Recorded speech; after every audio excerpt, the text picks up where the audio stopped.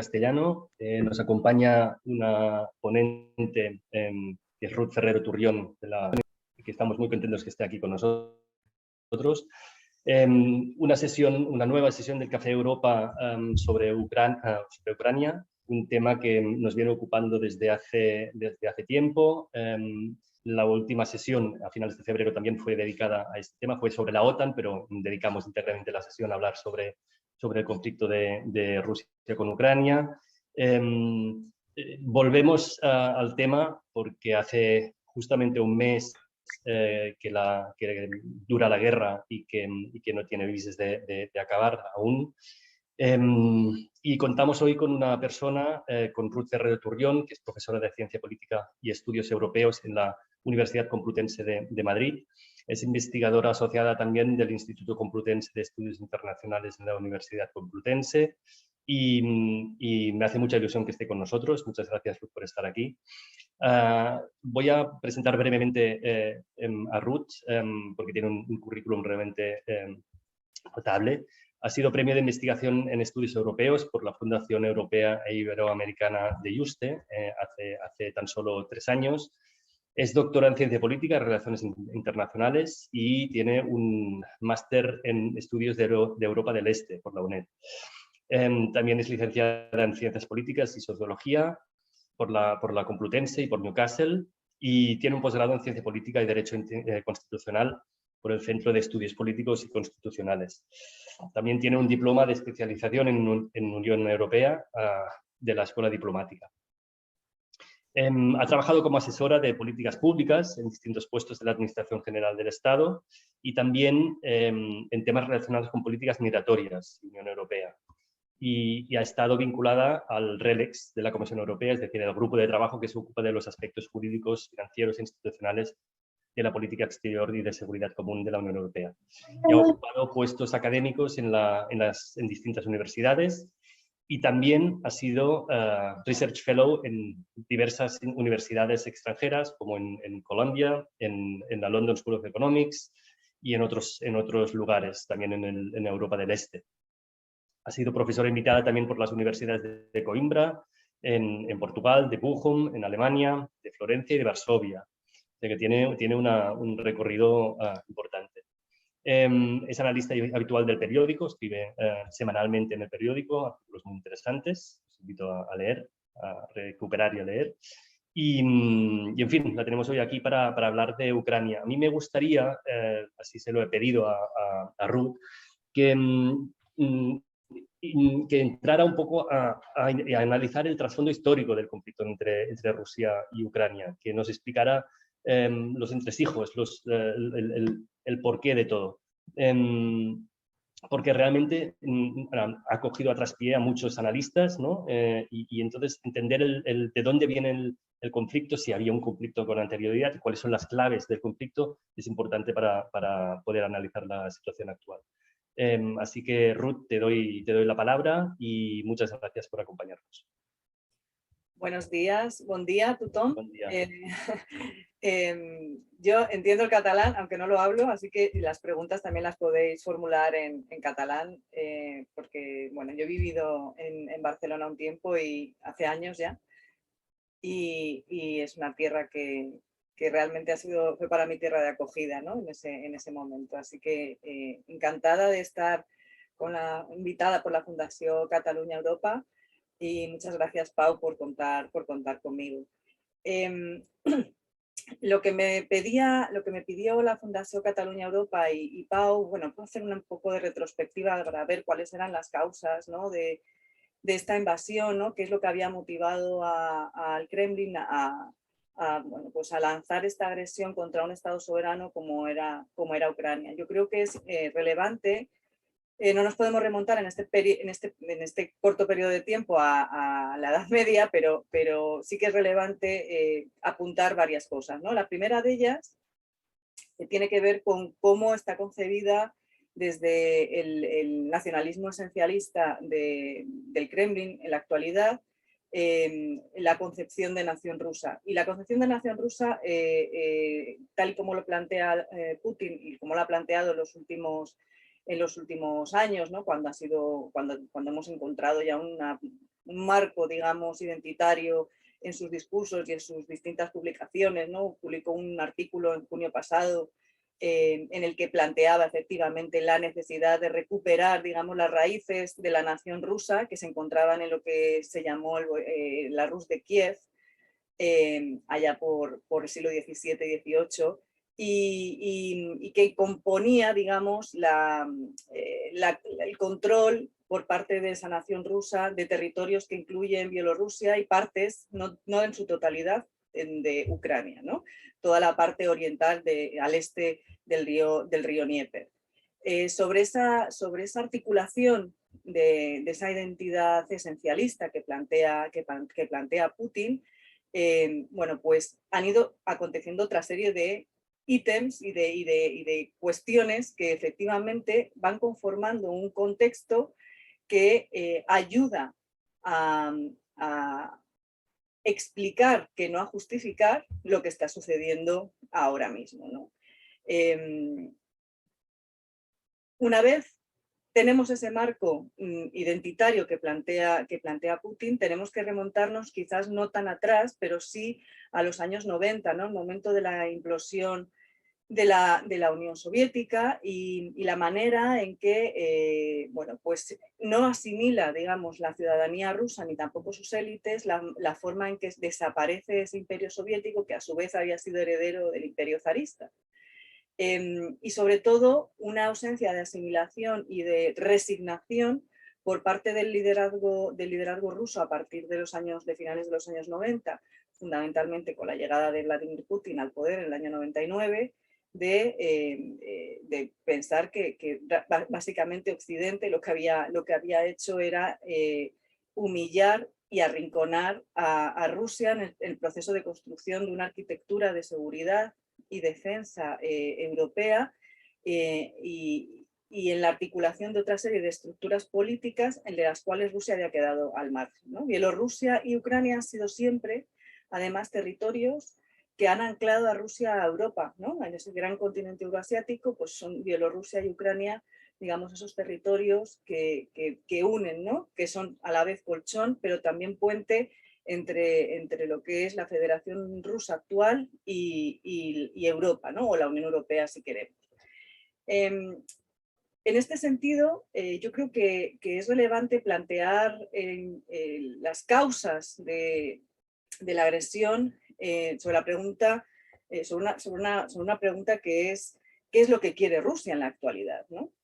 ¿Qué es lo que quiere? ¿Qué es lo que está buscando? Y aquí encontramos distintas aproximaciones en función de dónde nos posicionemos analíticamente, ¿no? Tenemos las aproximaciones realistas que lo que plantean es que esto es un razonamiento de tipo geoestratégico y de reivindicación precisamente de esos objetivos, que el Kremlin lo que quiere es esa reforma de la arquitectura europea de seguridad, quiere recuperar el control sobre territorios que antes habían formado parte tanto del Imperio Soviético como del Imperio zarista, y acusa a Occidente, y concretamente a la OTAN, bueno, de haberse aprovechado de la debilidad rusa y de sus líderes en los años 90, en ese proceso de democratización que se pone en marcha, ese proceso de transición que se pone en marcha durante la época de Yeltsin, para, bueno, ahogar y amenazar a la propia seguridad de la Federación Rusa, ¿no? Y ahí apela, pues, a determinados acuerdos internacionales en los cuales, pues, dice que la OTAN prometió que no se expandiría después de la unificación alemana, que eso fue lo que se acordó, pero que posteriormente han entrado países que pertenecieron al Pacto de Varsovia y sobre todo entraron 3 estados que habían sido parte de la Unión Soviética, que son los estados bálticos, ¿no? En los años 90, en ese sentido, fueron años en los cuales hubo un gran entendimiento entre Occidente y Rusia, ¿no? En ese momento en el que estaban tejiéndose los cambios políticos y económicos. Es muy importante poner el énfasis en los cambios económicos, ¿no? Porque es el momento en el que Rusia comienza a poner en marcha un proceso de transición económica desde economías centralizadas o de capitalismo de Estado, como algunos autores lo llaman, hacia una economía de mercado, ¿no? Y sin embargo, lo que vemos es que en ese tránsito económico, en ese tránsito del modelo de la política económica, lo que nos encontramos es con la aparición de un capitalismo que se ha dado en llamar capitalismo mafioso. ¿Por qué? Pues porque en ese momento lo que sucede es que empezamos a ver cómo los procesos de privatización de todas las grandes empresas públicas caen en manos de lo que son conocidos a día de hoy como los grandes oligarcas rusos, ¿no? Y eso hace que se generen unas redes clienterales y corruptas que se mantienen hasta el día de hoy. Es verdad que las oligarquías que se generan durante el periodo de Yeltsin son un poco diferentes de las que tenemos ahora con Putin, pero el modelo sigue siendo esencialmente el mismo. En las relaciones específicas con Ucrania, en el año 90 hay dos referéndums, uno en febrero y otro en diciembre. En el primero de ellos, en ese primer referéndum, se vota por la permanencia en el marco de la Unión Soviética, y es en el año 91, perdón, he dicho el año 90, por la permanencia de la Unión Soviética, y mayoritariamente se vota que sí. Y en diciembre del año 91 también hay otro referéndum en el cual se vota por la salida de la Unión Soviética, y también se dice abrumadoramente que sí, ¿no? Entonces, cuando hablamos de esos procesos de disolución de la Unión Soviética, bueno, pues yo creo que en el marco, además del proceso de toma de decisión de referéndum, es importante, ¿no?, matizar que hubo esos dos referéndums en ese momento. Uno de los acuerdos a los que se llega, y bueno, antes de avanzar un poquito más, que ya veo que me estoy enrollando y no voy a llegar a la hora, es importante también marcar que Ucrania es el segundo territorio más potente de toda la Unión Soviética durante todo el periodo que dura el imperio soviético. Es el principal productor de misiles nucleares, de la gran industria metalúrgica, por supuesto es el granero también de la URSS. Y no nos podemos olvidar que muchos de los líderes también del Partido Comunista ruso, soviético, también procedían de Ucrania. Por tanto, es digamos, el Estado federado que más hermanado está con el Estado que lidera, que es la Federación Rusa. Cuando tiene lugar esa independencia, unos años más tarde, a través del Memorando de Budapest del año 94, lo que se acuerda entre las partes es que Ucrania, que era el territorio que estaba produciendo los misiles nucleares, se desarmaría de cabezas nucleares y, por supuesto, de todo el armamento nuclear, a cambio de que Rusia, la Federación de Rusia, protegiera su integridad territorial, ¿no? Tenía esas garantías, digamos, de seguridad, esas garantías de mantenimiento de las fronteras por parte de Moscú. Y así lo hizo, se deshizo de todo el armamento nuclear y a cambio pidió precisamente que se mantuviera esa integridad territorial. Y de aquí voy a dar un salto, ¿no? En ese momento es el año 94, año 96 comienzan las negociaciones para el proceso de ampliación de la OTAN, en el año 99 entran Hungría, la República Checa y Polonia, y más adelante, ya en el 2004, sería la gran ampliación de la OTAN, en la cual se incorporarían el resto de los países de Europa Central junto con los países bálticos. Pero quizás un año de inflexión será el año 2007, en el que, bueno, todo el mundo cuenta, ¿no? Estamos viendo estos días en medios ese apunte, ¿no?, al discurso que hace Vladimir Putin en el año 2007 en la conferencia de seguridad de Múnich, en el cual pues no se resigna, ¿no? Plantea que ha habido efectivamente una suerte de movimiento envolvente por parte de Occidente y de la OTAN hacia Rusia, y que esto no va a quedar así, ¿no? Que Rusia tiene que levantarse de esa posición de humillación. Y en el año 2008 suceden varios acontecimientos en el ámbito europeo e internacional que van a marcar un antes y un después en las relaciones entre OTAN, Unión Europea y Rusia. El primero de estos acontecimientos es la cumbre de Bucarest de la OTAN, en la cual se ofrece la potencial adhesión de Ucrania y de Georgia a las estructuras atlánticas. El segundo es una propuesta por parte del presidente ruso, en aquel momento Medvedev, a la Unión Europea para crear de manera conjunta unas estructuras cooperativas entre Rusia y la Unión Europea que avancen de las estructuras de seguridad y defensa heredadas de la Guerra Fría, es decir, dejando a la OTAN al margen y planteando precisamente la desaparición de la OTAN, porque la OTAN, simplemente por recordar, es una organización que nace como organización defensiva, de seguridad y defensa, en el marco de la Guerra Fría para defenderse del Pacto de Varsovia. Por tanto, una vez desaparecido el Pacto de Varsovia, no tendría mucha razón de ser que continuase vigente, ¿no? esta otra organización. Pero, sin embargo, continúa y se va reinventando a lo largo de los años, como hemos estado viendo, y de hecho ahora ha recibido pues, quizás la mayor energía, ¿no? Por parte precisamente de su gran enemigo, que es Moscú, ¿no? con esta invasión.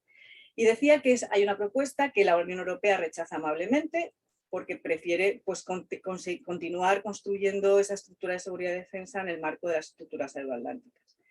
Pues bien, 2 meses más tarde tiene lugar la guerra de Georgia, en agosto del 2008. Hay un levantamiento en 2 regiones autónomas de Georgia, que intenta paliar el ejército georgiano, entrando también en esas regiones, y es contestado por el ejército ruso, aludiendo a la protección de lo que ellos llaman el extranjero cercano, que son lo que ellos consideran ciudadanos rusos residentes fuera del territorio de la Federación Rusa, ¿no?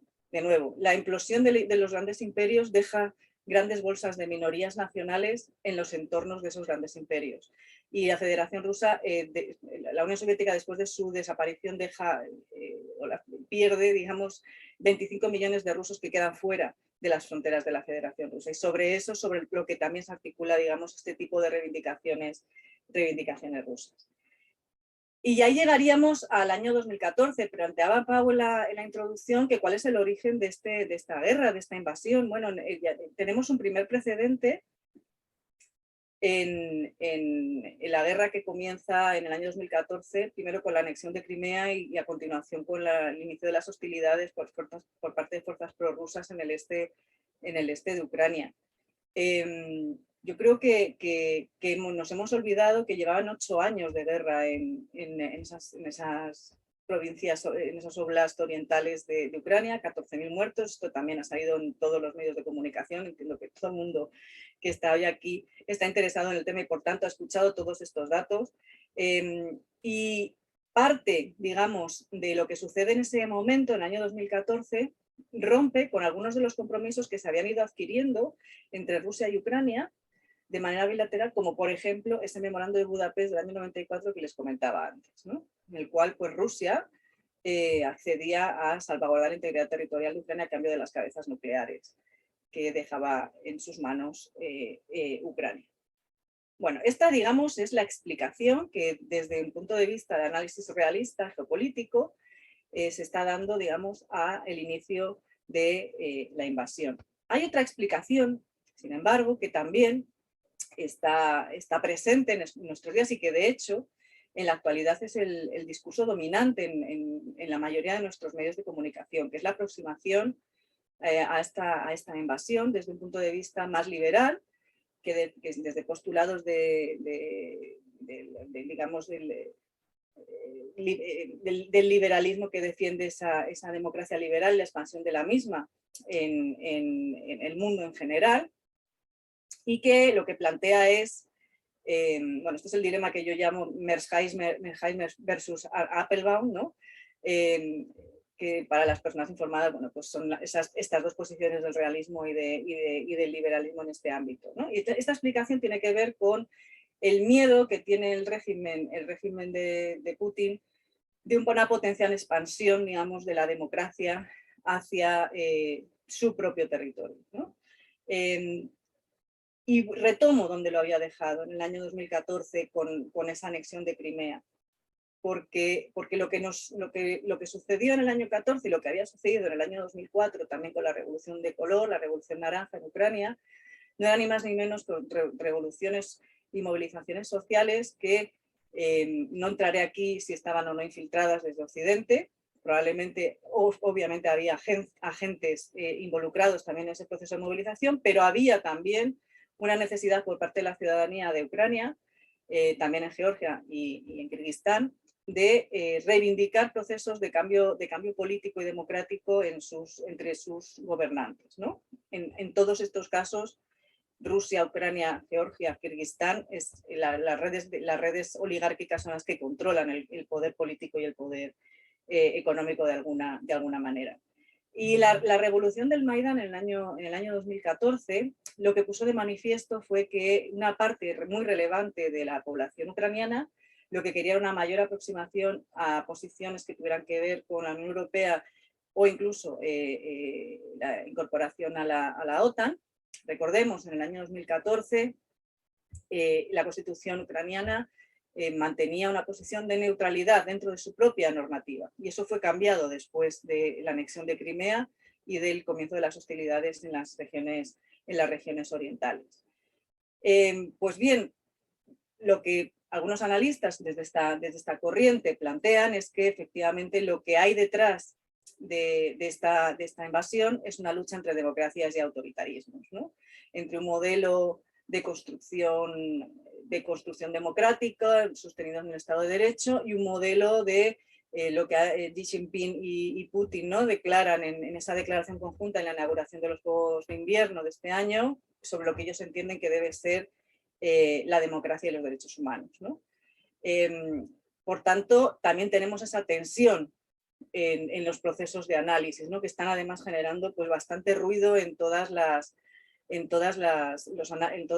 muchos medios de comunicación, en los cuales, si ustedes están siguiendo esta guerra, seguro que están al tanto, ¿no? Y esto ha derivado, y yo creo que es importante decirlo en espacios como este, en una suerte de análisis moral de lo que es la guerra y sus consecuencias. Y obviamente hay que hacerlo, pero también creo que tenemos que ser capaces desde el análisis de intentar identificar causas, identificar efectos e impactos, ¿no?, de lo que está sucediendo, para poder efectivamente tratar de comprender algunas de las razones de esta guerra y de cualquier otra guerra, ¿no? Decía que esta posición más liberal, de la democracia liberal, de la paz democrática en términos de relaciones internacionales, lo que plantea es esa lucha entre dos corpus de valores diferentes, ¿no?, de China y Rusia por un lado, digamos ese bloque, y de las democracias occidentales del norte global por otro, porque no nos olvidemos que siempre estamos hablando del norte global, y que sin embargo al final tampoco deja de estar tan sostenida por los hechos, ¿no? Estoy pensando, por ejemplo, en las declaraciones de ayer de Joe Biden en Bruselas, ¿no?, cuando plantea a China que debe de tomar partido, ¿no?, que debe tomar partido en las posiciones de defensa y de protección de la Federación Rusa y de no aislarla, o de unirse con el bloque occidental para intentar que termine la invasión de Ucrania, ¿no? Y justamente ese mismo discurso de Joe Biden echa por tierra todos aquellos análisis que plantean que estamos en una lucha entre democracias y no democracias, ¿no?, y de que estamos frente a un terreno de juego en el cual se pelea por la defensa de una serie de valores frente a otros, ¿no? Precisamente al lanzar la mano hacia China, lo que plantea es que no estamos en esa situación, sino que estamos en otra muy diferente, en la cual también se está poniendo muy de manifiesto que hay una serie de intereses geopolíticos y económicos que son los que realmente están moviendo al final algunas de las cuestiones que son esenciales. Una de las preguntas que también nos hacemos, ¿no?, en muchos casos es ¿por qué a esa hora cuando Rusia lanza esta invasión, ¿no?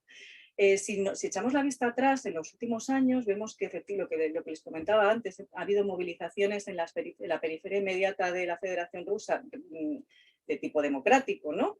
En el año 2004, las revoluciones de colores, tenemos unas muy importantes movilizaciones sociales en las grandes ciudades rusas entre el año 11 y el año 12, tenemos la revolución del Maidán en el año 14, y sin embargo, es ahora cuando Rusia decide dar este gran golpe contra un Estado soberano como es Ucrania,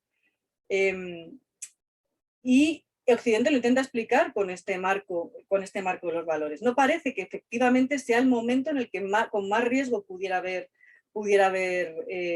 Moscú puesto en cuestión su propio sistema. Lo que sí que parece es que en un momento determinado ha visto que la opinión pública de Ucrania está cada vez más a favor de una aproximación hacia las alianzas potenciales con las potencias occidentales, ¿no? Ese sí sería más bien uno de las causas. Y otra de las causas tiene también que ver con esa salida abrupta por parte de la OTAN y esa muestra de debilidad por parte de Washington del abandono, ¿no?, de Afganistán el verano pasado. Esta es otra de los flancos que considera Moscú como coadyuvantes y que favorecen, digamos, una situación propicia para dar este golpe. Y a esto se suma la percepción por parte de Moscú de una suerte de desunión entre las distintas potencias occidentales a la hora de poder responder a una agresión de este tipo, ¿no? Y la lectura que hace es: anexionamos Crimea, no pasó nada, hemos estado 8 años de guerra en el Donbass y no ha pasado nada, ¿por qué iba a pasar algo ahora cuando tenemos una Unión Europea deslavazada, en la cual hay muchas grietas internas, tenemos unos países que están siendo sancionados a nivel interno por cuestiones que tienen que ver con el Estado de Derecho, una extrema derecha que yo alimento también desde Moscú para favorecer, digamos, esas quiebras internas dentro de la Unión Europea? Tenemos aquel desencuentro que vivimos hace unos meses por el tema del AUKUS, ¿no? En el cual se enfadó tanto Francia. Bueno, consideró todas estas piezas, todo este encaje de piezas, que era el momento adecuado para poder lanzar un ataque de estas dimensiones contra Ucrania. Aquí yo creo que ha cometido algún error de cálculo, ¿no?, en este sentido, porque no pensó, y yo creo que esto nos ha sorprendido a todas y a todos, que Occidente no iba a reaccionar de la manera tan contundente como lo ha hecho. Pero esto no nos tiene que llevar a engaño en el planteamiento de Putin está perdiendo la guerra, ¿no? Porque, como decía, como estamos viendo, lo que sucede ahora, que todos los medios están diciendo se ha estancado el ejército ruso en determinados territorios, en realidad lo que estamos viendo es la aplicación de la doctrina Gerasimov de envolvimiento, de embolsamiento de las grandes ciudades para luego arrasarlas, ¿no?, que hemos visto ya además en momentos anteriores, como puede ser en Alepo o pudimos ver también en Grozny, ¿no? Son modos de hacer la guerra diferentes a los que quizá las potencias occidentales plantean. No sé si quieres, Pau, que plantee algún tipo de escenarios de cara más allá, o si quieres podemos empezar, si queréis, con el debate ahora. Creo que me ha ajustado al tiempo, son y 31. Sí, señora, les ha ajustado muy bien al tiempo. Tenemos media hora para el debate. Lo de los escenarios yo sí que lo añadiría a tu intervención, porque yo creo que es interesante pensar en el después, es decir, los escenarios que se abren a partir de ahora. Por lo tanto, si puedes decir 4 cosas sobre los escenarios, también estaría bien. Sí, hay varios escenarios que se abren, ¿no?, a partir de aquí, ¿no?, en función de cómo vaya evolucionando esta invasión. El primero de ellos, o sea, que ya no va a suceder, que es esa guerra corta, no voy a entrar ahí, que era, bueno, la idea de poner un gobierno títere en Kiev y controlar los, digamos, a imagen y semejanza de Bielorrusia, tener un estado vasallo dependiente de las decisiones también de Moscú. Eso ya no va a suceder porque claramente no se ha tomado el gobierno. Zelensky ha sido la gran estrella revelación de esta guerra en todo el ámbito de su comunicación política a nivel nacional e internacional, y por lo tanto ese escenario no se va a dar. Entonces tenemos otros escenarios que tienen que ver con, uno de ellos sería la partición de Ucrania en dos, quedaría dividida del lado este del Dnieper, que es toda la zona del Donbass, control del mar de Azov, y probablemente un escenario plausible sería también el cierre del acceso al mar del resto del territorio ucraniano, es decir, embolsarlo de tal manera que le dejaría sin acceso al Mar Negro, y por lo tanto si la principal fuente de intercambios comerciales que tiene ahora mismo Ucrania, que es a través del puerto de Odessa, del puerto de Mariupol. Mariupol, fíjense que contribuía al PIB del país con un 5% del total, que es una barbaridad para ser un puerto, ¿no? Una ciudad portuaria en un mar con poca profundidad, del cual, por tanto, sale, bueno, pues tiene su buena actividad en industria de carbón y metalúrgica, pero representa, digamos, ese 5% del PIB de Ucrania.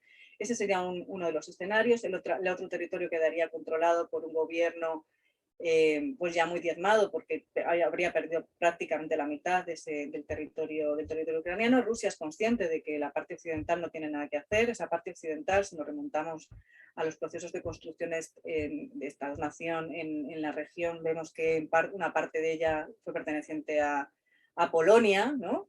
Toda la parte de Lvov, lo que llamamos Leópolis, Lemberg, etcétera. Otra parte es la zona de la Transcarpatia, que tiene que ver que son las ciudades de Ivano-Frankivsk, que fue una zona arrasada por las tropas nazis durante la Segunda Guerra Mundial, con una gran cantidad de población judía asesinada y deportada en esa región, que parece que hay algunas informaciones que llegan, son todos siempre muy confusos en esta guerra, que podría querer aspirar a controlar parte de ese territorio Hungría, ¿no? Que es donde está esa minoría húngara en Ucrania. Y ese sería uno de los escenarios, ¿no? Reconocimiento del control ruso de Crimea, del Donbass y de todo el sur de Ucrania, y plantear esa partición de todo el territorio. El segundo de los escenarios sería la aparición de un nuevo telón de acero sobre la base del control total del territorio de la Ucrania actual por parte de Rusia, ¿no? Que plantear que separaría ahí, Rusia no iría más allá en un proceso de avance del frente, y que dejaría congelado ahí esa frontera, ¿no? Bueno, este es otro de los escenarios. Como digo, son todos posibles en este momento. No hay nada descartable, va a depender mucho de las fuerzas que tengan unos y otros en la mesa de negociación. Y el tercero sería el que todos nos tememos, que puede ser el de una escalada, ¿no? Como planteaba antes Pau, una escalada hacia una tercera guerra mundial, que puede venir dada por varios factores, ¿no? Uno de ellos parece que ya lo ha abandonado Zelensky en las últimas declaraciones, en las últimas discursos que ha hecho frente a la Asamblea Nacional, por ejemplo. Ya no estaba apelando, hasta ahora sí lo estaba haciendo, pero ahora ya no apela al cierre de la zona de exclusión aérea por parte de la OTAN, ¿no? Una zona de exclusión aérea controlada por la OTAN ineludiblemente hubiera llevado a una escalada del conflicto, un enfrentamiento OTAN-Rusia, y por lo tanto cualquier terrible escenario no lo estamos imaginando todos, ¿no? Otro segundo potencial situación de escalada del conflicto hacia ese enfrentamiento entre OTAN y Rusia tiene que ver con que un error en un bombardeo por parte de Rusia atacase territorio OTAN, en cuyo caso pues siempre la OTAN se vería obligada a reaccionar en virtud de ese artículo 5 que plantea la defensa de cualquier ataque en cualquiera de los territorios. Y un tercero tendría que ver con un potencial ataque directo a, por ejemplo, los bálticos, ¿no? por parte de Rusia, ¿no? Estos serían, digamos, los tres grandes causantes de una intervención OTAN. Joe Biden, me vuelvo a remitir al discurso que dio ayer. Joe Biden lo que dijo ayer fue que que si Rusia atacaba con armas químicas o biológicas en Ucrania, la OTAN se vería obligada a intervenir. Bueno, yo esto lo pondría en cuarentena, ¿no? Porque tendríamos que ver de qué forma intervendría la OTAN y cómo sería capaz de controlar, digamos, esa cuestión, ¿no? Porque antes de llegar a las armas nucleares hay una serie de variedad de armas letales que hemos visto que también se han utilizado en otros conflictos no demasiado lejanos y que también son letales. Y estos serían básicamente los escenarios. No hay ninguno bueno y tendremos que ver a qué se ve abocada Ucrania a aceptar en ese proceso de negociación. Ya hemos visto que desde el minuto 1 al mes después, de entrada, parece que Zelensky renuncia a intentar incorporarse a la OTAN, ¿no? Ya ha anunciado que Ucrania no va a poder ser miembro de la OTAN, por lo tanto es un paso hacia atrás en ese planteamiento inicial que era el de que no querían ser neutrales, ¿no? No, la cuestión es qué tipo de neutralidad, con qué articulación normativa, si es que hay una articulación, si es el modelo austriaco, si es el modelo finlandés, si es el modelo sueco de neutralidad, que los tres son diferentes, ¿no?, en su diseño y en sus causalidades, y por lo tanto, bueno, pues tendremos que ver cuál es el que mejor se ajustará a esa cuestión. Lo que no parece tan claro es que Ucrania ahora mismo esté planteando ningún tipo de reconocimiento de soberanía rusa en ninguno de los territorios, incluido Crimea, ¿no? Y esto hace pues, que, de nuevo, esté todo el proceso, toda la vía diplomática estancada. Como decía al principio de mi intervención, hasta que no caiga Mariupol, no veremos un avance en ese proceso de negociación. Hasta que no haya un control total del Mar de Azov y el corredor entre el Donbass y Crimea esté asegurado, no veremos ningún tipo de avance en ese proceso de negociación para el alto el fuego de momento. Vale, muchísimas gracias. A ver, tenemos una primera pregunta. Animo a los participantes a hacer preguntas. Tenemos a un ponente excepcional que puede resolver muchas dudas, con lo cual os animo a poner preguntas en el chat. De momento tenemos una primera pregunta y yo tengo unas cuantas más apuntadas, con lo cual iremos haciendo con esto. La primera pregunta es de Pilar Sierra y pregunta ¿por qué hubo 2 referéndums con tan poca distancia de tiempo y cómo se explica en el año 91? ¿Y cómo se explica que los resultados de cada una de ellos fuera el contrario con tan poco espacio de tiempo entre uno y otro? Bueno, porque estábamos en un momento de mucha convulsión en el marco de la Unión Soviética, había tenido lugar un golpe de Estado contra Gorbachov y no estaba nada claro. Uno fue antes del golpe y otro fue después del golpe, ¿no? Y en ese contexto también pues los ciudadanos ucranianos optaron por una vía o la otra también en función del momento, ¿no? Claro. En el medio estaba el verano, que fue cuando tuvo lugar ese golpe de Estado. Claro. Yo tengo una pregunta que también se dirige a cuestionar temas relacionados con la opinión pública ucraniana. Claro, después de, si la intención de Rusia es hacerse con el control de un país al que considera históricamente, emocionalmente, espiritualmente la cuna de su propio ser, digamos, de alguna forma, y lo invade militarmente y lo destroza, como lo está destrozando, causando dolor, causando, etcétera, etcétera, etcétera.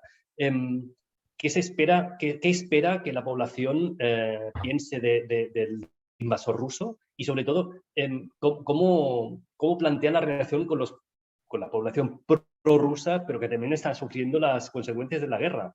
Es decir, aquí como me imagino que ahora la opinión pública no se puede, digamos, no se puede medir, ¿no? Pero igual puedes decir alguna cosa. Es decir, ¿cómo vive la población prorrusa en este momento de invasión?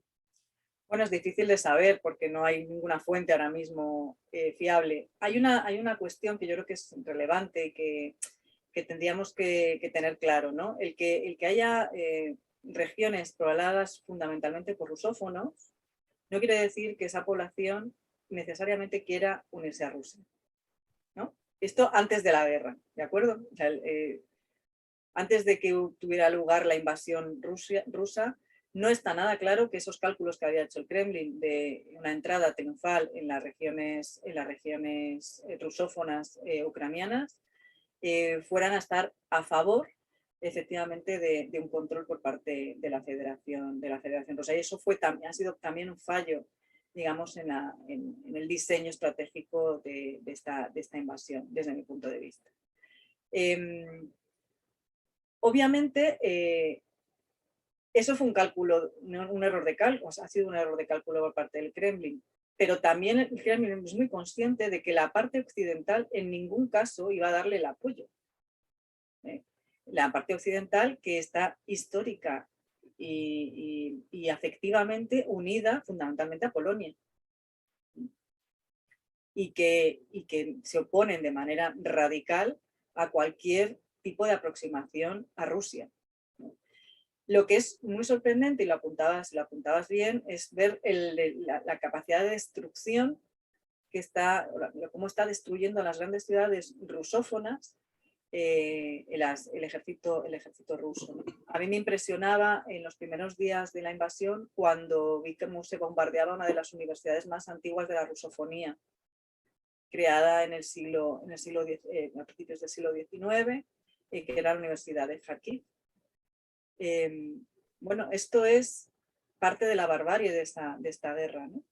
Y de la irracionalidad con la que algunos están abordándolo, ¿no? Específicamente el caso de Putin es significativo.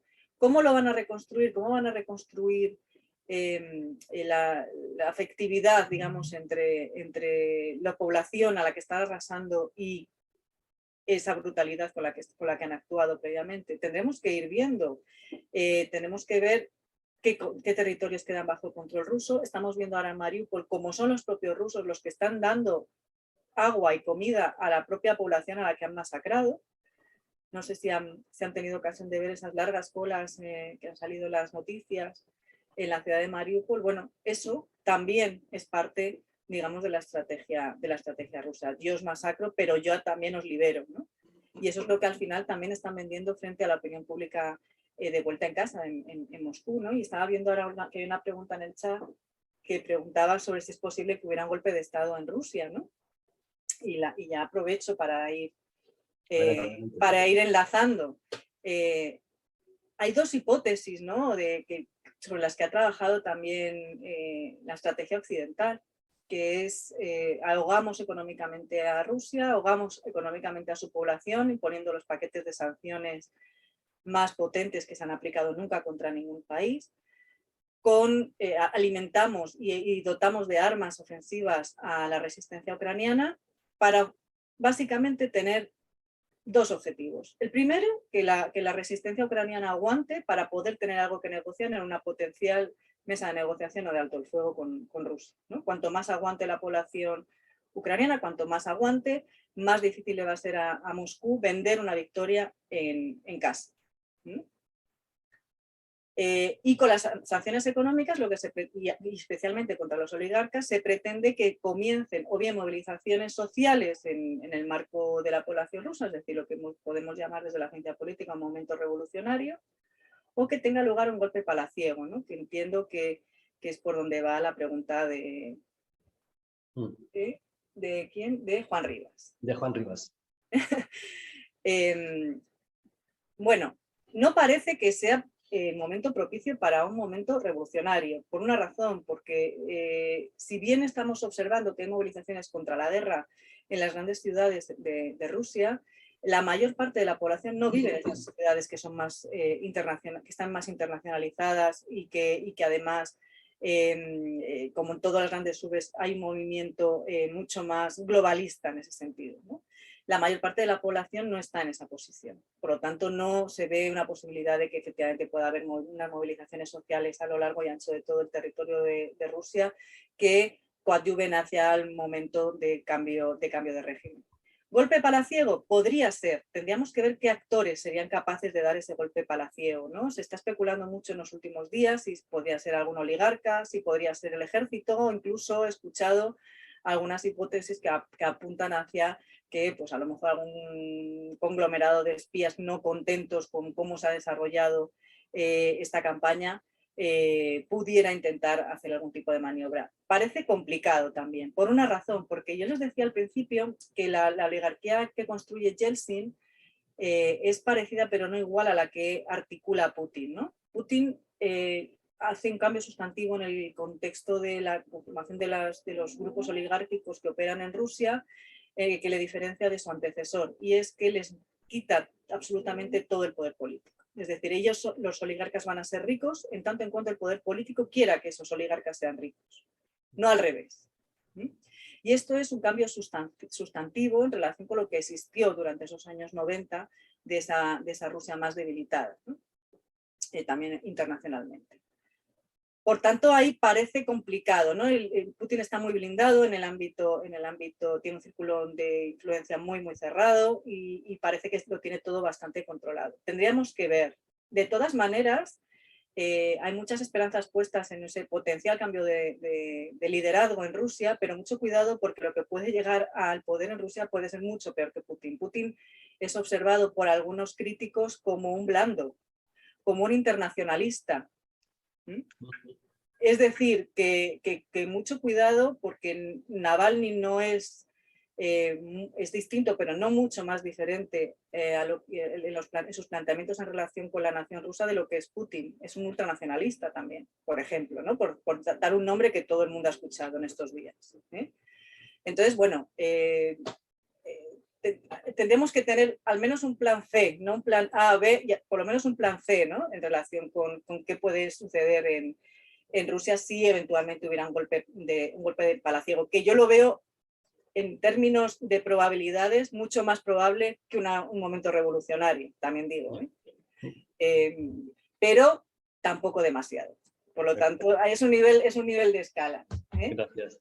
Tenemos otra pregunta que incide en la percepción de los vecinos de Ucrania, de los países que se han integrado en la Unión Europea, como países susceptibles de aumentar su nivel de bienestar y cómo puede jugar esta percepción en contra de Rusia. Sí, bueno, claro, obviamente lo que sucede es que hasta ahora, aquellas regiones en las que, me refiero hasta que se ha devaluado el rublo como estamos viendo, pero vemos que también Putin es un gran estratega y sabe jugar sus cartas, ¿no? Al pedir que se paguen los hidrocarburos en rublos, ¿no? Para equilibrar, digamos, la balanza de cambio. En aquellas regiones, por ejemplo, en el caso de Moldavia, ¿no? Tenemos una región que es un conflicto congelado, que es Transnistria. O en el caso de Crimea, más reciente, que está anexionada a la Federación de Rusia. Bueno, pues hasta el comienzo de la guerra, el nivel de vida y la manera en la que se vivía en esas dos regiones que dependían económicamente y socialmente de Moscú era mejor que el del resto del territorio. Una cosa es aquellos países que han entrado en la Unión Europea y otra cosa es aquellos que están en la periferia y en las cuales tenemos esos conflictos congelados que han sido hasta el momento dependientes económica y socialmente de Moscú, ¿no? Que han tenido un mejor nivel de vida, han tenido unos mejores salarios que los que había en Ucrania, en el caso de Crimea, o en el caso de Transnistria, mejor que los que tenían en Moldavia, que recuerdo que es el país más pobre de Europa. La cuestión es si realmente nos estamos creyendo esta cuestión de la potencial adhesión de Ucrania, Georgia y Moldavia a la Unión Europea. Y esto a mí me preocupa sobremanera, porque esto es jugar también con las expectativas. Ya se jugó con las expectativas de Ucrania durante la revolución del Maidán, prometiéndoles que esa perspectiva europea se incrementaría, etcétera, etcétera, etcétera, etcétera. Y se jugó mucho con la ilusión de la gente. Cuando no es real ahora mismo, no es una posición realista pensar que Ucrania, Georgia o Moldavia cumplan alguno de los requisitos previos de adhesión a la Unión Europea. Entonces, esto se hace en un contexto de conflicto bélico, de invasión, de agresión por parte de Rusia, pero es jugar con esas expectativas. Y Zelensky se está dando cuenta de esto. Zelensky ha ido modificando de manera cauta el discurso, obviamente sigue exigiendo determinadas ayudas, pero si nos fijamos en cómo ha ido evolucionando ese discurso, ya no plantea entrar en la OTAN, ahora está dale que dale con entrada en la Unión Europea porque sabe que ahí puede encontrar cierto apoyo, pero mucho cuidado porque la Unión Europea ahora mismo no está en condiciones de poner en marcha una ampliación. Y cuidado, porque si estos tres países, o concretamente Ucrania, consigue entrar antes en la Unión Europea y consigue una candidatura a la Unión Europea que los Balcanes Occidentales, podemos tener problemas también en Balcanes Occidentales. Vale. Nos queda poco tiempo, nos quedan escasamente 10 minutos. Voy a agrupar unas cuantas preguntas o voy a lanzártelas así de golpe para avanzar más rápido. Max Vives Fierro plantea una pregunta un poco al revés de lo que planteabas tú antes. Es decir, tú planteabas la necesidad de Zelensky de mantenerse firme para después poder negociar bien. Aquí se plantea la posibilidad de que se rinda para poder acabar con la guerra antes. ¿Vale? A ver, ¿qué nos puedes decir al respecto? Carlas pregunta si es cierto que en Crimea existen bases navales de la Federación Rusa con submarinos nucleares. Y Luis Miguel, así que se me corta el nombre, perdón, pregunta acerca de la disponibilidad y capacidad de producción de materias primas, minerales y agrícolas de Ucrania, que dice ser muy significativa. Desde el punto de vista económico, no es otro factor determinante para que Rusia quiera ejercer el control y por ello haya contribuido a desencadenar el ataque. Y una última pregunta sobre la extrema derecha ucraniana, si ha influido o no en el conflicto. Entonces lo dejo aquí, después haremos una última ronda de preguntas. Vale, bueno, voy a ir un poco a poco, que son muchas preguntas. Poco a poco. Vale, ¿qué probabilidades hay de que Zelensky se rinda? Bueno, yo creo que ahora mismo ninguna de las dos partes están por esa opción, ¿no? Zelensky, desde luego, ha realizado un despliegue diplomático sin precedentes. Yo no recuerdo nada parecido, bueno, no lo recuerdo, vamos, no me consta. Creo que ya decía antes que se ha destapado como un gran comunicador político, que sabe mantener en alza el ánimo tanto de la población como del ejército, y no parece tampoco que ninguno de los aliados occidentales estén por la labor de animarle a rendirse. Y esto me parece fundamental, ¿no? Más bien al contrario, lo que se está alentando es a que resista, ¿no? Y luego planteas, por lo tanto no creo que haya una rendición en ningún caso, ¿no? Tendría que pasar una catástrofe. De hecho, hasta hace 2 días se estaba pidiendo que interviniese la OTAN a través del cierre de la zona de exclusión aérea por parte de Zelensky. Por lo tanto, lo que a él le interesa es que escale el conflicto y que se involucren de manera más activa el ejército OTAN en el territorio ucraniano. Por tanto, no veo ese escenario por ningún lado. Y entonces plantea Max VF, que no sé... Max Videsfierro. La comunidad internacional debería trabajar en esta línea y después ver cómo se sanciona a Putin y a sus cómplices. Ya, pero es que la cuestión es que la comunidad internacional no está en esa disposición. Porque sí que dicen que las sanciones se van a mantener incluso cuando se termine la guerra, que no sabemos cuándo terminará, pero tendremos que ver si la comunidad internacional, que en realidad no es la comunidad internacional, sino que es la comunidad occidental, ¿no? Es básicamente la Unión Europea y Estados Unidos, van a ser capaces de seguir trabajando sin fisuras cuando realmente empecemos a ver los efectos devastadores de las sanciones económicas en nuestras propias sociedades. Estamos empezando a verle la patita ahora mismo, ¿no? Con todas estas grandes movilizaciones de transportistas que efectivamente no hay una relación causa-efecto con la guerra, porque venían arrastrando carencias anteriores, pero esto va a seguir escalando y esto va a generar muchísimo desorden en todas nuestras sociedades. Y esto va a poder generar disrupciones internas y quiebras internas en esta unidad que hemos mantenido en este primer mes, que llevamos un mes de guerra. Y luego, en términos de rendición de cuentas penales a través de la Corte Penal Internacional, Ucrania y Rusia no son parte de ese Tribunal Penal Internacional, no firmaron los acuerdos de Roma. Es verdad que Ucrania en los últimos meses ha dicho que sí que reconocía la jurisdicción y por tanto ha acusado a Putin de crímenes de guerra, pero Rusia no lo reconoce. Y no tenemos ningún precedente de ningún jefe de Estado que haya sido llevado ante un tribunal penal internacional sin reconocer el tribunal y permaneciendo todavía en el poder. Incluso cuando han salido del poder, esos líderes tienen que ser entregados por su propio país, ¿no? Por lo tanto, no parece tampoco uno de los escenarios más probables. Preguntaba también por aquí que si existen bases navales de la Federación Rusa con submarinos nucleares. Pues no lo sé. O sea, está la base de Sebastopol, no sé si tiene submarinos nucleares. Sé que está la flota del Mar Negro rusa, está en Sebastopol, y esta fue una de las la principal motivación, diría yo, de la anexión de Crimea en el año 2014, ¿no? El no perder el acceso al mar. El mar de Azov también tiene acceso Rusia, pero no es navegable, tiene que solo 14 kilómetros de profundidad y por tanto los grandes barcos, los submarinos no pueden operar en el mar de Azov. Y en los mares del norte suelen estar congelados, ¿no? Salvo que el cambio climático ahora lo impida, ¿no? Pero la salida al Mar Negro y sobre todo la salida a los estrechos y al mar Mediterráneo es esencial para la flota rusa del Mar Negro. Pero lo siento, no puedo responder al tema del... yo no trabajo en estrategia militar, ¿no? El tema del ataque, ¿no? de desencadenar el ataque por cuestiones de tipo de materias primas, de control de materias primas minerales, agrícolas, etcétera. Puede ser parcialmente, pero tampoco creo que sea absolutamente determinante. He visto que en alguna prensa ha salido el tema del litio, pero pensemos que Rusia tiene prácticamente toda la tabla periódica presente en su territorio.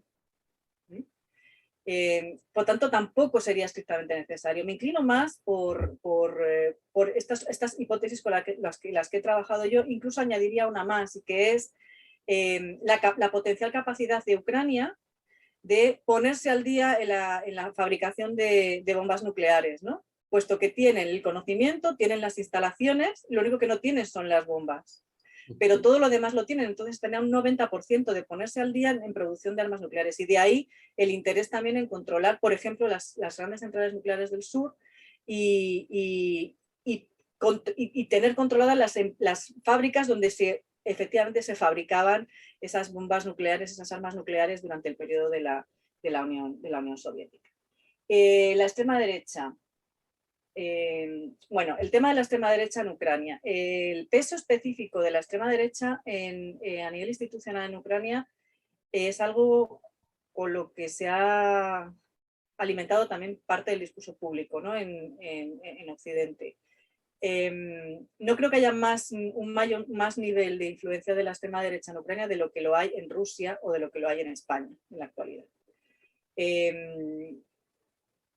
Lo que sí que se puede afirmar es que después del año 2014, simplemente estos datos empíricos, sí que se limitó, digamos, la utilización del ruso, en la enseñanza del ruso fundamentalmente en aquellas regiones en las que eran mayoría, ¿no? Hasta ese momento existía una norma en el marco constitucional ucraniano en virtud de la cual en los distintos oblasts donde hubiese, además de población ucraniana, una mayoría de población de otra lengua. Ucrania es un estado multinacional, aunque es unitario, no está descentralizado. Digamos que esto es una de las solicitudes que se pusieron sobre la mesa después de ese momento de la revolución del Maidán.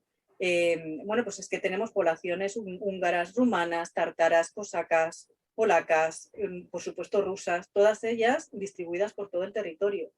Y hasta ese momento han tenido en los distintos oblasts, en las distintas circunscripciones, capacidad de acceder a la enseñanza de esas lenguas, además del ucraniano, que es la lengua del Estado, ¿no?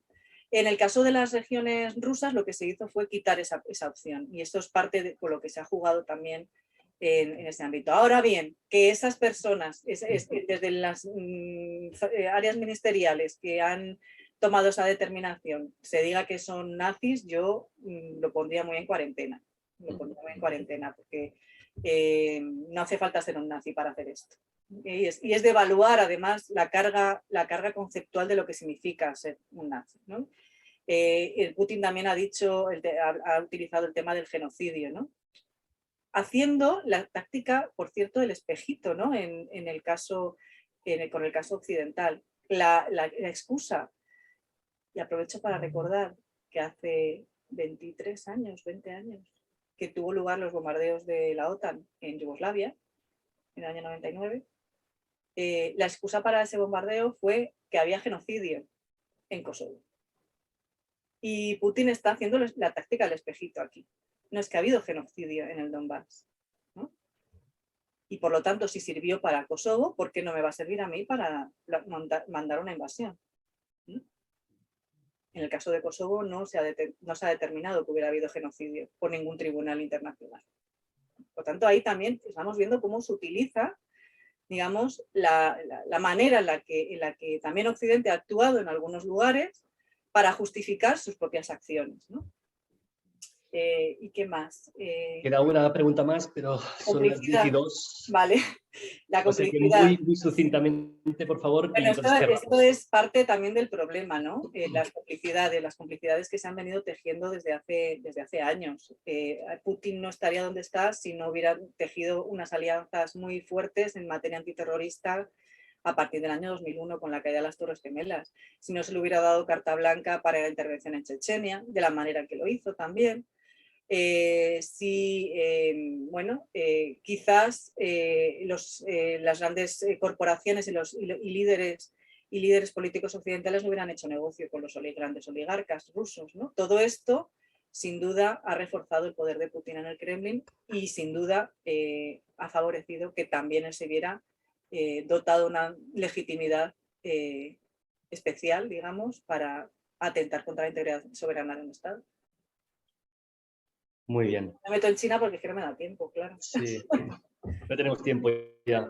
Es una pena porque quedan muchas cosas por responder y por resolver y por preguntar. Yo mismo me he quedado unas cuantas preguntas en el esto, pero bueno, es la hora. Muchísimas gracias, Ruth Ferrero Turrión, y nos vemos, Turrión. Y nos vemos de nuevo el 29 de abril en la próxima sesión del Café Europa. Muchísimas gracias a todo el mundo y hasta la próxima. Muchas gracias a todos. Buen día. Buen día.